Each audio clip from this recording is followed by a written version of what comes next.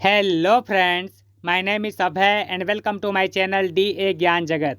आज के इस वीडियो में मैं आप लोगों के लिए भारतीय संसद में यूज होने वाले कुछ बहुत ही इम्पोर्टेंट शब्दावलियां लेकर के आया हूं, जैसे कि प्रश्नकाल हो गया, शून्यकाल हो गया, स्थगन हुआ, सत्र अवसान हो गया, विघटन हो गया, विश्वास प्रस्ताव हो गया, अविश्वास प्रस्ताव हुआ और स्थगन प्रस्ताव। ये जो शब्दावलियां हैं इनको हमारे भारतीय संविधान में मेंशन किया गया है, इसलिए ये सारे के सारे इम्पोर्टेंट शब्दावलियां संवैधानिक शब्दावली कहलाते हैं। और चूंकि इन सभी इम्पोर्टेंट शब्दावलियों को हमारे संसद में और उनके बैठकों में यूज़ किया जाता है, इसीलिए इनको संसदीय शब्दावली भी कहते हैं। याद रखिएगा, ये जो इम्पोर्टेंट शब्दावलियां हैं इनसे एग्ज़ाम में बार बार क्वेश्चन पूछा जाता है, इसलिए वीडियो को लास्ट तक ज़रूर देखिएगा। तो चलिए वीडियो को स्टार्ट करते हैं और इन सभी इम्पोर्टेंट शब्दावलियों को एक एक करके डिस्कस करते हैं और जानते हैं कि एक्चुअल में इनका अर्थ क्या होता है और इनको कहाँ पर और कैसे यूज़ किया जाता है।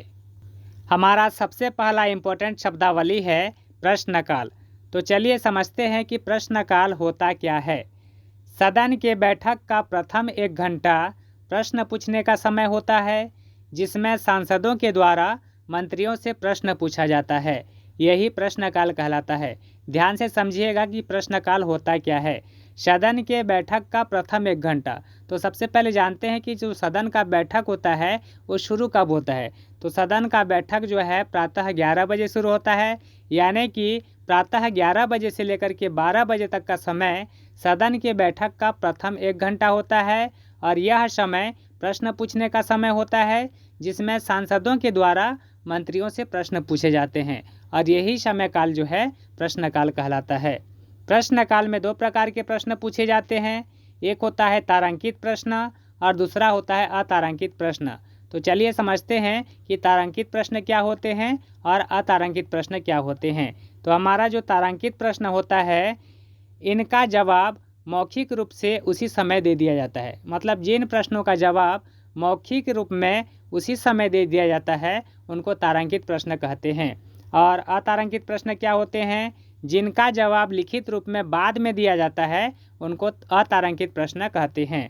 तो तारांकित प्रश्न वे होते हैं जिनका जवाब मौखिक रूप में उसी समय दे दिया जाता है, और अतारांकित प्रश्न वे होते हैं जिनका जवाब लिखित रूप में बाद में दिया जाता है। तो प्रश्नकाल आप लोगों को समझ में आ गया होगा। अब हम आगे बढ़ते हैं।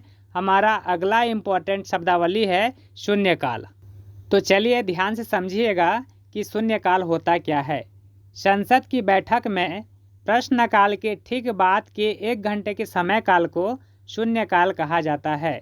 तो संसद का जो बैठक होता है उसमें जो प्रश्नकाल होता है, प्रश्नकाल के ठीक बाद के 1 घंटे के समय काल को शून्यकाल कहा जाता है।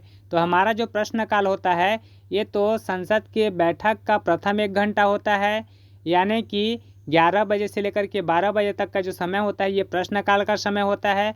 और उसके ठीक बाद का जो 1 घंटे का समय होता है वो शून्यकाल का समय होता है। ठीक है, यानी कि 12 बजे से लेकर के 1 बजे तक का समय जो है शून्यकाल का समय होता है। और शून्यकाल में होता क्या है, तो इसमें ऐसे प्रश्न पूछे जाते हैं जिनका अविलंब उसी समय जवाब देना आवश्यक होता है। शून्यकाल में जो भी सवाल किए जाते हैं सांसदों के द्वारा मंत्रियों से, उन सवालों का जवाब जो है मंत्रियों को उसी समय बिना देरी किए जो है जवाब देना बहुत ही ज़रूरी होता है। तो ये होता है शून्यकाल। तो शून्यकाल भी आप लोगों को समझ में आ गया होगा। चलिए आगे बढ़ते हैं। हमारा अगला इम्पोर्टेंट शब्दावली है स्थगन। चलिए समझते हैं कि स्थगन होता क्या है।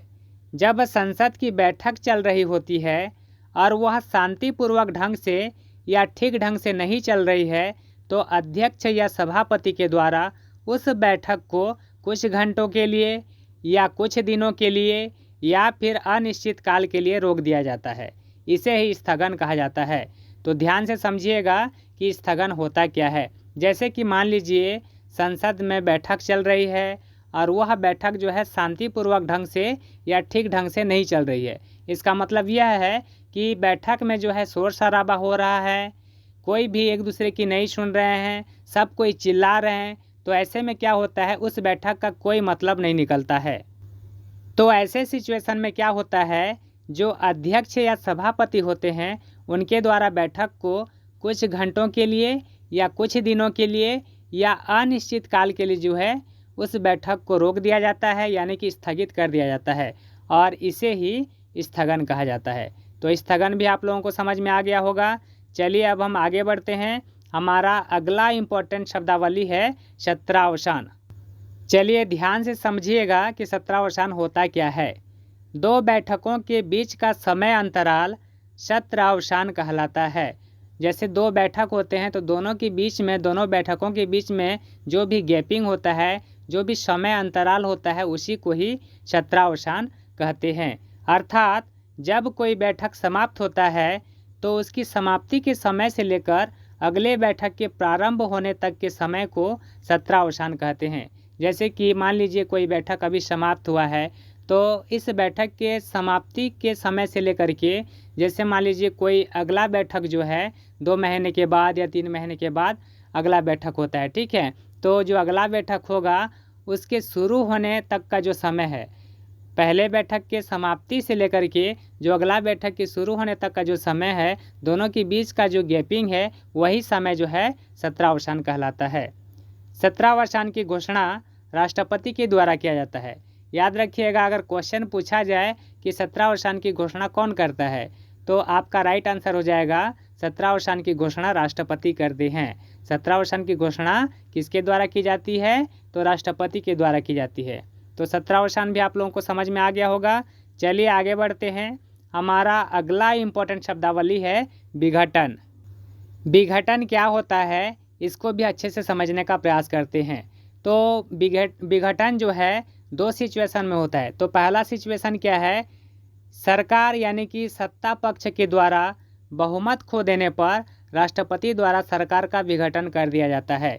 यानी कि जो सरकार होती है, यानी कि जो सत्ता पक्ष पार्टी होती है, अगर वो अपना बहुमत खो देती है तो राष्ट्रपति जो है उस सरकार का विघटन कर देते हैं। और विघटन करना मतलब होता है उस सरकार को समाप्त कर देना।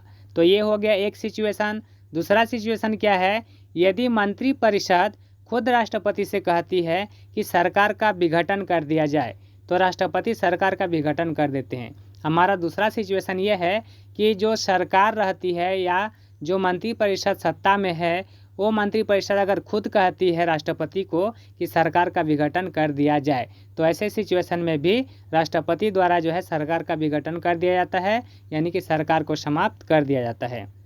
सरकार का विघटन होने पर पुनः चुनाव कराया जाता है और नई सरकार का गठन किया जाता है। जैसे कि जब भी कभी किसी सरकार का विघटन कर दिया जाता है तो सरकार समाप्त हो गया, मतलब अब सत्ता में कोई नहीं है, तो क्या किया जाता है, उस सत्ता को फिर से भरने के लिए फिर से नया चुनाव कराया जाता है और फिर जिस दल को जो है बहुमत प्राप्त होता है उस दल के द्वारा नई सरकार का गठन किया जाता है। तो ये हो गया हमारा विघटन। तो विघटन भी आप लोगों को अच्छे से समझ में आ गया होगा। चलिए आगे बढ़ते हैं। हमारा अगला इम्पोर्टेंट शब्दावली है विश्वास प्रस्ताव। तो चलिए समझते हैं कि विश्वास प्रस्ताव होता क्या है। विश्वास प्रस्ताव हमेशा लोकसभा में सरकार द्वारा अर्थात मंत्रिपरिषद द्वारा पेश किया जाता है। जो विश्वास प्रस्ताव होता है वो किसके द्वारा पेश किया जाता है, तो सरकार द्वारा, यानी कि मंत्रिपरिषद के द्वारा। कहाँ पर पेश किया जाता है, तो लोकसभा में। याद रखिएगा, जो विश्वास प्रस्ताव होता है वो हमेशा लोकसभा में और सरकार के द्वारा, यानी कि जो सत्ता पक्ष में होते हैं उन मंत्रिपरिषद के द्वारा जो है सरकार के द्वारा विश्वास प्रस्ताव लोकसभा में प्रस्तुत किया जाता है। विश्वास प्रस्ताव में होता क्या है, इसमें सरकार जो है अपना बहुमत साबित करने का प्रयास करती है। सरकार को यह साबित करना होता है कि न्यूनतम 50% प्लस 1 सीट अथवा अधिक सीटें उनके पक्ष में हैं। सरकार को यह साबित करना होता है कि उनके पास जो है बहुमत है। बहुमत मतलब होता है कम से कम 50% सीट तो अनिवार्य है, 50% सीट के अलावा उनके पास कम से कम एक अधिक सीट होना चाहिए। एक से अधिक होगा तो चलेगा, ठीक है, लेकिन एक अधिक होना ही चाहिए। अगर एक अधिक नहीं हुआ तो अपना बहुमत जो है खो देंगी और फिर सरकार जो है उनका समाप्त हो जाएगा। ठीक है, तो उनको सरकार में बने रहना है तो उनके पास जो है बहुमत होना चाहिए। बहुमत के लिए 50% प्लस 1 सीट अनिवार्य होता है। तो ये समझ में आ गया। विश्वास प्रस्ताव साबित होने पर ही सरकार बनी रहेगी, अन्यथा फिर से चुनाव कराई जाएगी। अगर सरकार जो है अपना बहुमत साबित नहीं कर पाती है, मतलब 50% प्लस 1 सीट अगर उसके पास नहीं है, तो वह सरकार जो है गिर जाती है।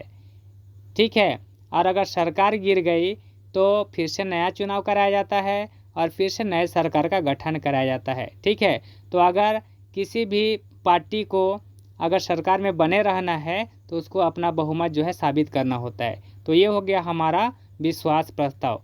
चलिए अब हम आगे बढ़ते हैं। हमारा अगला इम्पोर्टेंट शब्दावली है अविश्वास प्रस्ताव। चलिए समझते हैं कि अविश्वास प्रस्ताव होता क्या है। अविश्वास प्रस्ताव हमेशा विपक्ष के द्वारा ही लोकसभा में प्रस्तुत किया जाता है। अविश्वास प्रस्ताव जो है हमेशा विपक्ष पार्टी के द्वारा लोकसभा में प्रस्तुत किया जाता है। मैं आपको बता चुका हूं कि जो विश्वास प्रस्ताव होता है वो सरकार या मंत्रिपरिषद के द्वारा, यानी कि जो सत्ता में होता है उस पार्टी के द्वारा जो है विश्वास प्रस्ताव लोकसभा में प्रस्तुत किया जाता है, और जो अविश्वास प्रस्ताव होता है ये विपक्ष के द्वारा लोकसभा में प्रस्तुत किया जाता है।